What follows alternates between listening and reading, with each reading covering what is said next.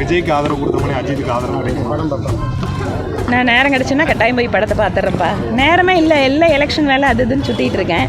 நேரம் கிடைக்கும்போது நல்ல படம்னு வந்துச்சுன்னா நீங்கள்லாம் சொன்னீங்கன்னா போய் பார்த்துட்றேன். ஓகே, தாவேக்கால வந்து ஜாதி ரீதியாகவும் பணத்தை கொடுத்து தான் போஸ்டிங் வாங்குறதாகவும் போயிட்டு நிறைய பேர் ஒரு கட்சி ஆரம்பித்தவுடன் அதனுடைய முதல் நிர்வாகிகள் ஒரு அறிவிப்பிலேயே இவ்வளவு தூரம் குளறுபடிகள் இருக்கிறது என்றால் ஒரு அரசியல் இயக்கம் எப்படி வந்து அடுத்த பரிமாணத்திற்கு அடையும் என ஒரு சந்தேகமாக இருக்கிறது.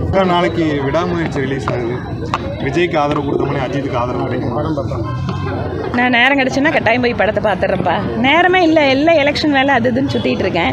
நேரம் கிடைக்கும்போது நல்ல படம்னு வந்துச்சுன்னா நீங்கள்லாம் சொன்னீங்கன்னா போய் பார்த்துட்றேன். ஓகே, தாவேக்கால வந்து ஜாதி ரீதியாகவும் பணத்தை கொடுத்து தான் போஸ்டிங் வாங்குறதாகவும் போயிட்டு நிறைய பேர் ஒரு கட்சி ஆரம்பித்தவுடன் அதனுடைய முதல் நிர்வாகிகள் ஒரு அறிவிப்பிலேயே இவ்வளவு தூரம் குளறுபடிகள் இருக்கிறது என்றால் ஒரு அரசியல் இயக்கம் எப்படி வந்து அடுத்த பரிமாணத்திற்கு அடையும் என ஒரு சந்தேகமாக இருக்கிறது. திருப்பரங்குன்றம் விவகாரத்தில் தமிழக அரசு மேற்கொள்ளக்கூடிய இந்த கைது நடவடிக்கை எப்படி பார்க்குறீங்க? குறிப்பாக சட்டம் ஒழுங்கு வந்து தமிழகத்தில் அமைதி பூங்காவாக இருக்குது அப்படின்னு சொல்லக்கூடிய அரசு வந்து இந்த மாதிரி கைது நடவடிக்கை போராட்டத்துக்கு அனுமதி அளிக்காதது. நான் 2-3 விஷயத்தை குறிப்பிட விரும்புகிறேன். ஒன்று, தமிழக காவல்துறை ஒரு சிறு பதிவுகள் சமூக ஊடகங்களில் வந்தாலே பாய்ந்து போய் இரவோடு இரவாக கைது செய்வது அப்படிங்கிறது இன்னைக்கு இல்லை.